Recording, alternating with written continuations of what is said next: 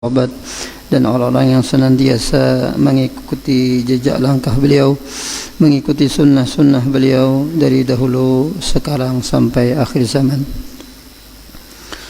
Menyambungi pengajian kita di dalam kitab Taqratus Sadidah, kitab fikih, sampai kepada rukun yang ketujuh, rukun sembahyang yang ketujuh,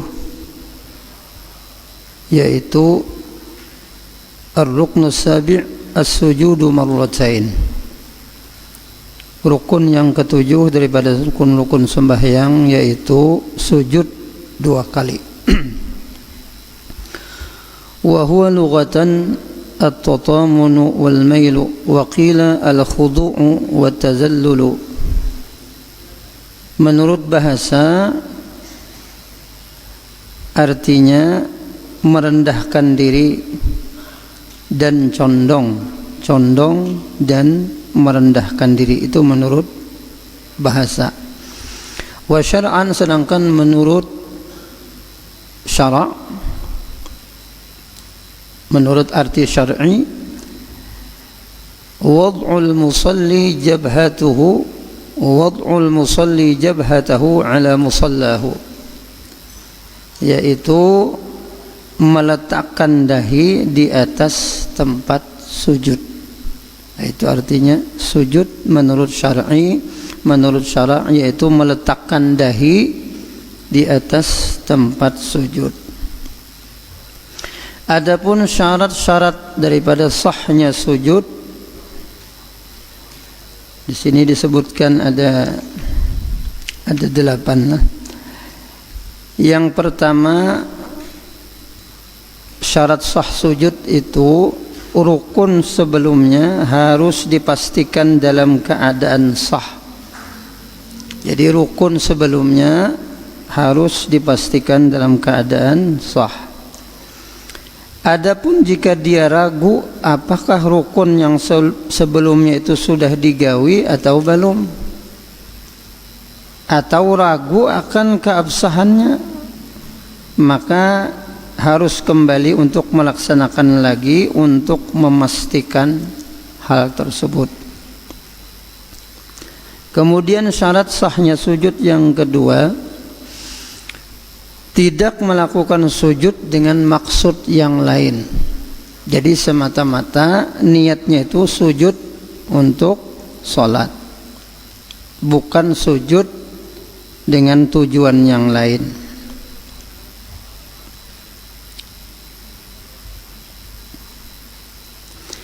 Misalnya, lain halnya jika dia melakukan sujud itu dengan maksud lain. Nah, tadi misalnya setelah i'tidal tadi, setelah i'tidal dia terjatuh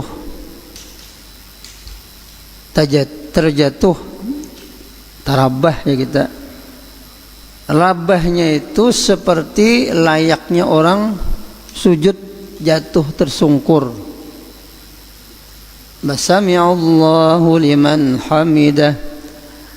Apakah misalnya licinkah atau apakah, lalu jatuh tersungkur seperti layaknya orang sujud.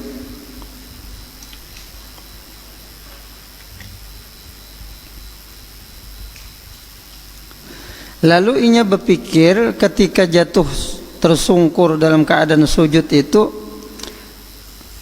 sekalian aja menarusakan, sekalian aja sekaligus sujud, maka hukum sujudnya itu tidak sah dan dia harus kembali ke keadaan i'tidal untuk selanjutnya melakukan sujud kembali dengan niat sujud sebagai rukun salat.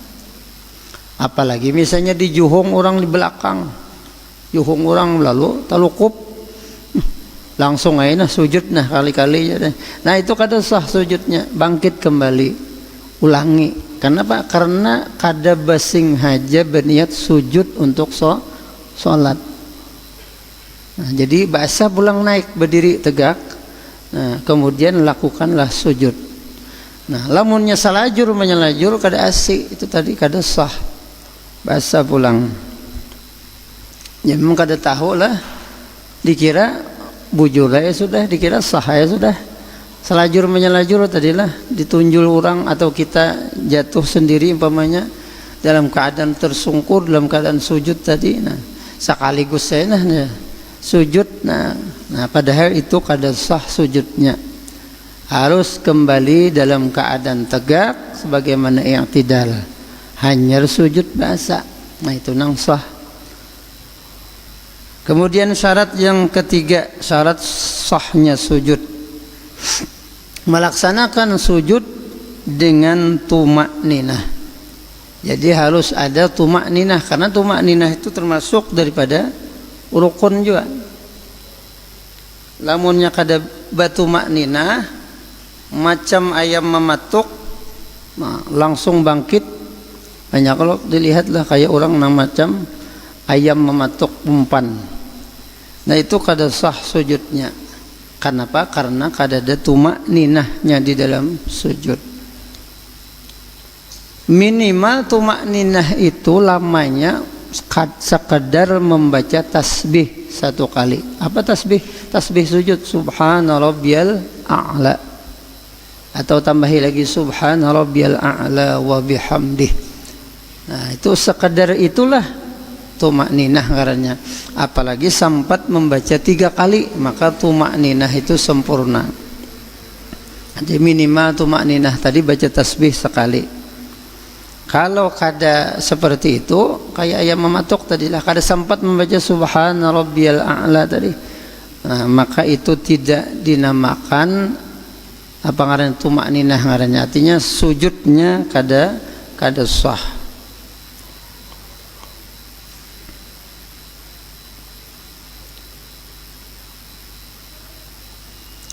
Kemudian syarat sujud yang keempat pula, melaksanakan sujud dengan 7 anggota badan. Jadi ke-7 anggota badan ini wajib diletakkan ketika sujud. Yang pertama dahi, jangan ada yang menghalangi dahi. Kalau Anda kupiah atau sorbannya terlalu mendahi, terlalu ke bawah, nah, sehingga menghalangi dahinya daripada sujud, maka sujudnya tadi kada sah. Ke atas akan, nah, supaya dahi tadi karena ke tempat sujudnya. Nah, dahi ini wajib meletakkannya, nih hukumnya wajib, kada sunat, kadalah wajib hukumnya meletakkan dahi di tempat sujud. Kada boleh ada yang menghalangi, termasuk kupiah, termasuk sorban, apalagi rambut misalnya, nah bejuntayan ini menghalangi, kada bakupiah bang ya Allah, nah itu kada sah sujudnya. Kenapa? Karena ada nang menghalangi dahi daripada sujud. Kemudian 2 telapak tangan. Nah 2 telapak tangan ini sunat terbuka, kada wajib, kadalah wajib meletakkannya. Jadi kalau orang pakai kaos tangan sah aja, cuma makruh.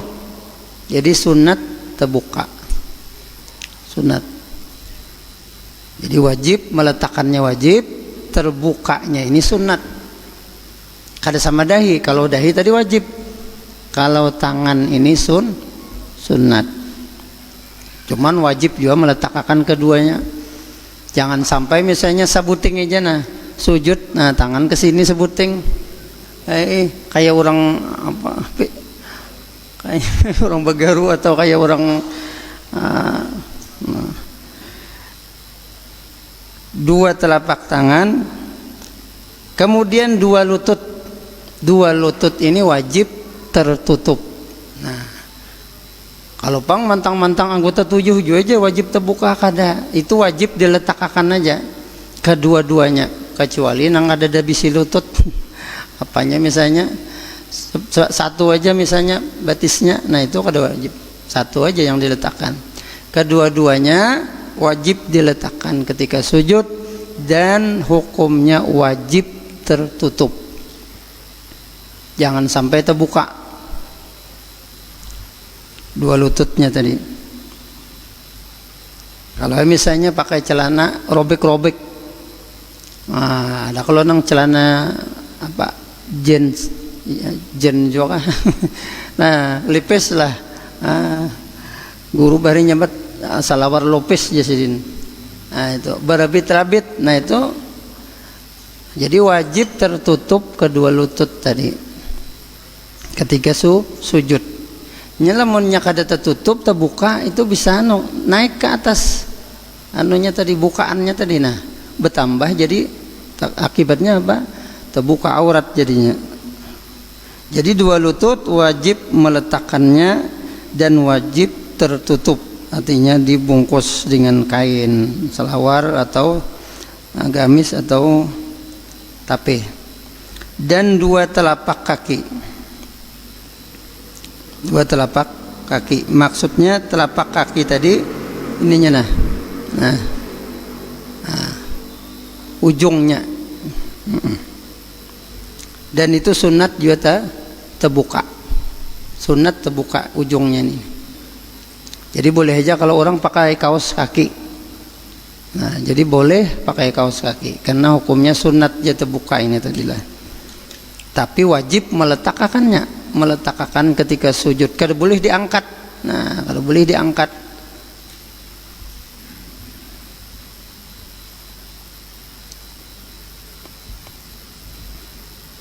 Dan tidak wajib melaksanakan sujud dengan semua bagian dari 7 anggota tersebut, akan tetapi cukup walaupun dengan sebahagiannya. Lebih sempurna jika dia melakukannya dengan semua bagian 7 anggota tersebut. Kemudian syarat yang kelima, ketika sujud dahinya dalam keadaan terbuka, maka tidak sah jika dia sujud dalam keadaan semua bagian dahinya tertutup, semua bagian lah. Nah kalau ada yang menutupi sebagian terbuka tuh kada apa-apa. Ini semuaan lalu. Nah bila semuaan dahinya tertutup kada sah. Nah tetapi jika ada sebahagian daripada dahinya yang terbuka dan mengenai tempat sujudnya, maka sah sujudnya itu. Kemudian syarat yang keenam, tidak sujud di atas benda yang bergerak dengan gerakannya seperti dia sujud di atas rida atau lengan bajunya. Maka tidak sah sujudnya karena benda yang bergerak itu tadi melakukan gerakan-gerakan sholat dengan rida atau umpat juga. Bila kita bergerak, gerak juanya. Nah, kayak rida tadi, kayak sorban, lain sapu tangan yang sudah diandak atau sorban yang sudah berandakan atau sajadah itu kada apa-apa, itu kada umpat bergeraknya. Nang kada sah itu, nah misalnya sorban ini, nah lalu tak andak di tempat sujud, nah kemudian kita sujud di atasnya, di atas sorban yang kita pakai atau rida yang kita pakai atau ini apa lengan baju, kebetulan ganal pamannya, nah kita sujuti, kita andak dahi kita di sorban kita yang kita pakai, maka kada sah sujud kita. Nah, hati-hati kalau nya sorbannya ya, kalau nah lamunnya ngalih baik diandak diulah sajadah aja kali-kali. Nah, kalau diandak di awak, ridanya panjang atau ganal, sorbannya ini tadi lebar panjang, lalu tatuyuk di pasujudan, lalu selajur kita sujud di sorban yang kita pakai tadi, maka kada sah sujud kita. Kemudian yang ketujuh, syaratnya melaksanakan sujud dalam keadaan layaknya orang nang menungging. Nah jadi pantatnya dan punggungnya itu harus lebih tinggi daripada kepala dan bahunya, jangan sejajar. Ada yang sejajar, ada juga kakoleran mengangkat pantatnya, jadi buritnya ditinggikan, nah kepala yang diikin. Nah itu wajib hukumnya sebagaimana layaknya orang nang menungging tadi. Maka tidak sah jika sujudnya dalam keadaan rata atau datar antara bahu, pinggang dan kepalanya. kada sah, kecuali jika tidak mampu untuk melakukannya dengan sempurna. Nah, lamun ada penyakit, sakit pinggang atau apa misalnya kada kau angkat, nah semampunya aja lagi. Kada kau angkat burit, jadi rata antara burit dan kapalan kayak itu pang sudah. Kada kau angkat lagi, rupanya kabaratan nggak apakah misalnya. Nah itu kada apa-apa karena darurat. Misalnya napa nang kada kau sempurna tadi, kada kau sempurna dalam keadaan menungging tadi, contohnya kayak bebinian nang hamil umpamanya, barat benar kada kawa. Nah, padahal bagus tuh lah betungging itu jan. Nah, untuk mempermudah anunya kena keluarnya. Atau orang nang kana sakit mata,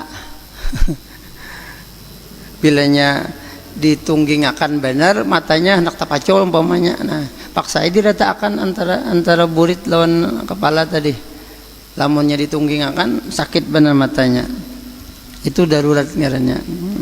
Kemudian syarat yang ke-8, ketika sujud hendaklah dia menekankan sedikit dahinya, sekiranya jika dia sujud di atas kapas, nah lamun inya tu sujud di atas kapas yang mengembang, itu kapas tadi akan kempes karenanya.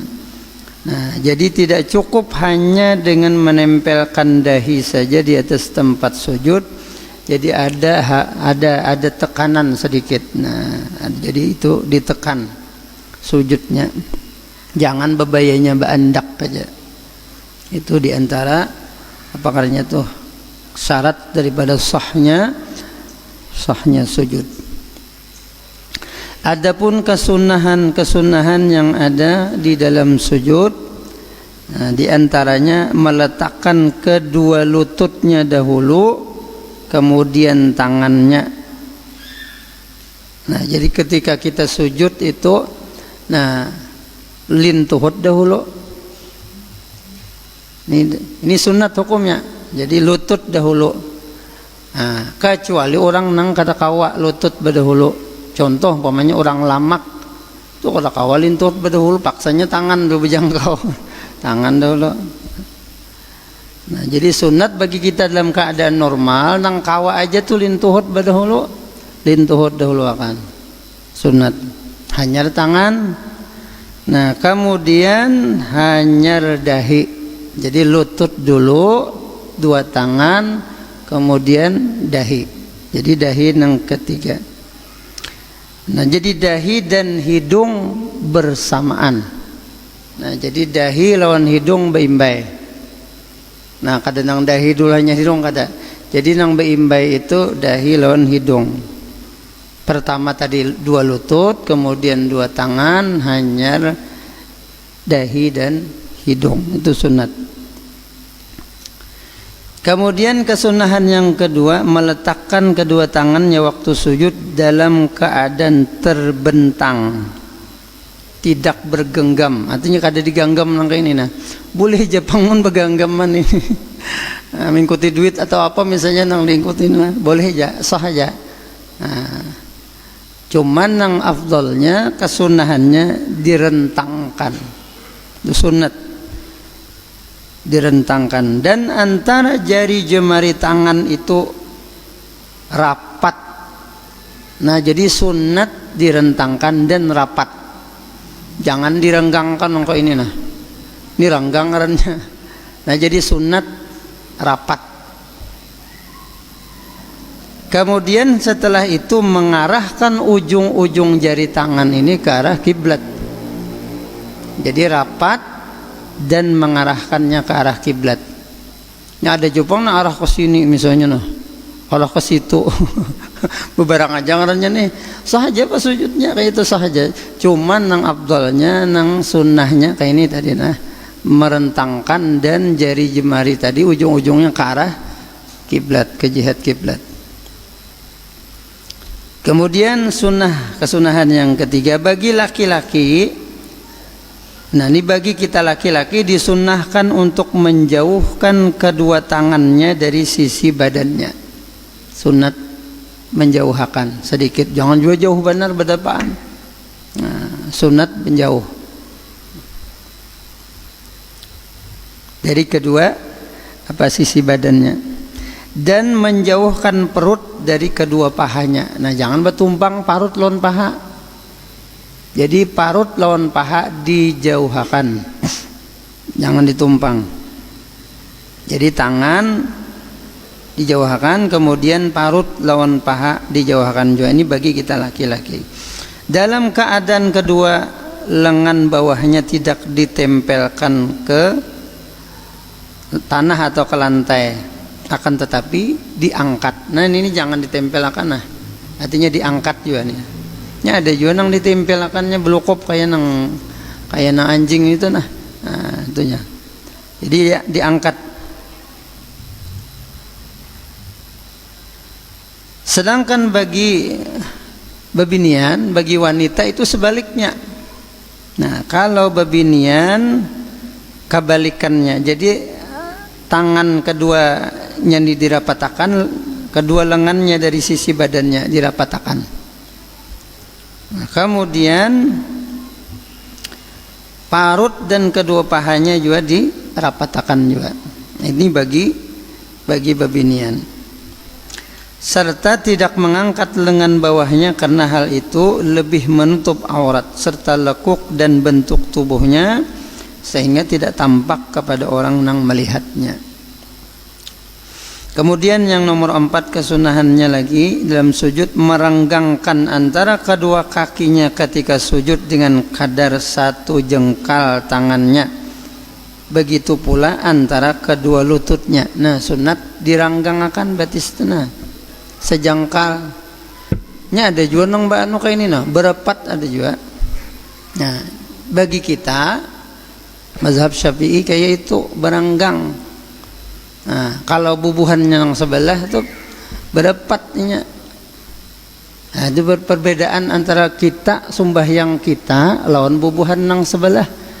Ini berepat, lihat aja sembahyangnya. Nah, berepat batisnya itu ketika sujud.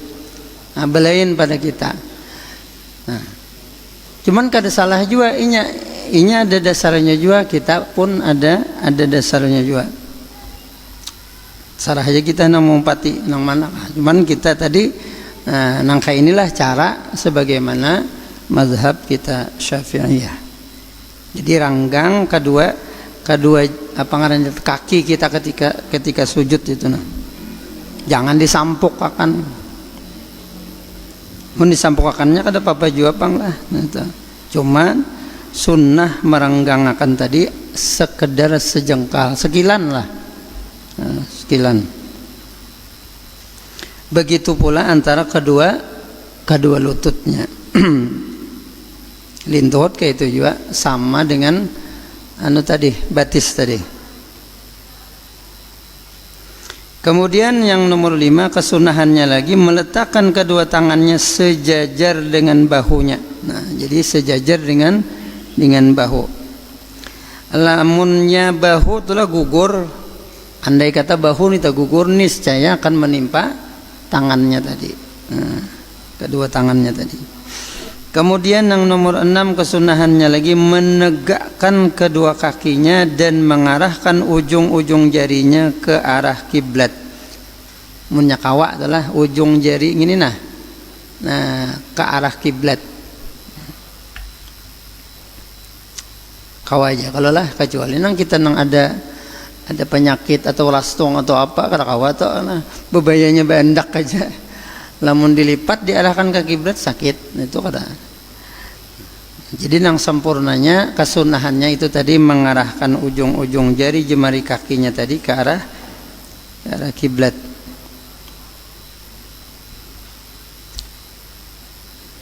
Dan sunat lagi membiarkan kakinya terbuka, tidak tertutup bagi laki-laki, artinya tanpa kaos kaki, itu sunat. Nah, jadi bagus saja menyebab kaos, pacul kaosnya. Namunnya kolernya ada apa-apa juga, bawa aja loh. Asal kaosnya tadi suci bersih. Nah, tapi kada tak pakai, kada tak gawi nang sunat ngarannya. Jadi nang sunat itu adalah terbuka kakinya. Itu bagi laki-laki. Nah, kalau bini-bini, nah wajib tertutup kakinya. Lamunnya terbuka, batal sembahyangnya. Yang ketujuh, melaksanakan sujud dengan semua bagian dari anggota sujud tadi. Jadi dahi, kesemuaan dahi nangkana, kedua telapak tangan, kedua-duanya, kedua lutut, keduanya. Kecuali misalnya ada sakit sebelah lututnya tadi, boleh bebayanya anak, boleh diangkat ya kalau sedikit, kan ada darurat tadilah. Dan kedua telapak kaki tadi. Kemudian kesunahan yang kedelapan, melaksanakan sujud dalam keadaan mata terbuka. Jadi sunat kita sujud tuh mata jangan berpajam, mata dalam keadaan terbuka. Kenapa nang diitihi aja sujud itu? Nah, kalau pina apa kayak nah, pokoknya sujud sunat mata terbuka. Jangan berpajam. Berdiri bang ya. Berdiri itu ada beberapa hal, cuman yang paling abdol itu adalah mata dalam keadaan terbuka juga. Jadi orang sembahyang paling abdol itu mata dalam keadaan terbuka. Kecuali misalnya orang itu lebih khusyuk, ya berpajam. Nah, kalau lebih khusyuk, kalau berbuka mata aja kada tapi khusyuk sembahyang. Tapi macam-macam kena lalu inya berpajam. Apalagi misalnya di muka ini kada kakaruan, gerakannya misalnya kada kakaruan, tulisan di bajunya misalnya macam-macam, baik berpajam. Nah, tapi intinya tadi berbuka mata itu lebih afdal, baik dalam keadaan berdiri maupun dalam keadaan sujud. Kemudian yang nomor 9, kesunahannya dalam sujud lagi membaca tasbih yang disunahkan di dalam sujud. Apa tasbih sujud? Subhana rabbiyal a'la wa bihamdi, subhana rabbiyal a'la wa bihamdi, subhana rabbiyal a'la wa bihamdi 3 kali. Kemudian sunnah ditambah lagi Allahumma laka sajadtu wa bika amantu wa laka aslamtu, sajada wajhiya lillazi khalaqahu wa sawwarahu wa syaqqa sam'ahu wa basarahu bihaulihi wa quwwatihi fatabarakallahu ahsanul khaliqin. Kayak sujud sajadah lah, kayak sujud tilawah. Nah, itu bagusnya dalam keadaan sujud yang normal sekalipun itu tasbih ketika kita sujud sajadah itu bagus dibaca. Tapi kita panjang lah, lamun kita sembahyang sorangan bagus jadi baca, atau ketika sujud terakhir. Lamun kita jadi imam tuh kepanjangan benar. Kemudian rukun yang ke-8, duduk antara 2 sujud.